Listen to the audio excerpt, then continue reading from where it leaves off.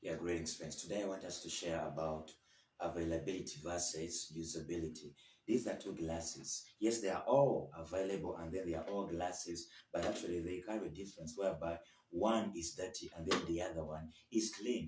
And when you apply water or when you put water within this one, which is clean, the water will be so pure and then not contaminated. But this one, when you apply water here, you see it becomes contaminated and then the water becomes impure. So I pray that may God give you the grace, so as you shouldn't just seek to be available in the house of God, to be available to serve to the service of God, but you should be also usable. The Bible goes on to say that in the great house there are vessels of gold and silver, others of clay, and then others of wood. But if any man, but if any believer, but if any preacher, but if any worshiper, but if any pastor purges himself from all the iniquities, he shall be a vessel of honor, sanctified, holy, and neat for the master's use. I pray that may God give you the grace so as you can seek to always be usable, not just be available for service. Because when you are just available and not usable, you shall be like this water, whereby you shall always give services that are impure, carrying impurities.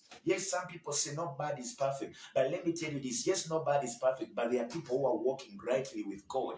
They are working out their salvation with fear and trembling. They have died to the soul, and for them to live is Christ and to die is gain. They have crucified the flesh. It's no longer them who live, but Christ lives within them. So I pray that may God give you the grace so as you can be available and also usable, ready to serve God with purity, ready to serve God without any blemish, without any stain, without any wrinkle, without any condemnation. That when you stand before God, you are holy, and then He says that is my beloved Son in whom I'm well pleased, whereby you are a conduit of God's possibilities, and then within your conduit, you always produce you always produce pure possibilities before men in Jesus' mighty name. I pray that be a vessel that is of use, that is usable and not just available in the house of God. And by that, God will receive the glory in Jesus' mighty name. And everybody say, Amen.